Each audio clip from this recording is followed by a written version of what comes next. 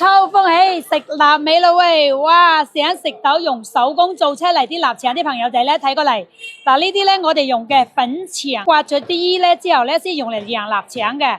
嗱，釀好之後咧，直接攞翻去曬就 OK 啦嚇。想要自己親手曬啲臘腸咧，你哋可以揾鹽妹幫你釀好之後，你哋可以攞翻屋企自己曬啦。但係呢啲咧，我哋要曬得10日先乾嘅嚇，要天氣凍同埋冇雨落天氣先可以曬到嘅。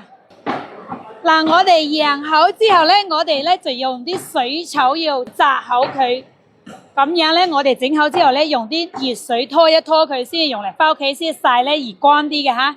記得喎，各位朋友仔要用啲熱水拖一拖水嘅先至用嚟曬啊！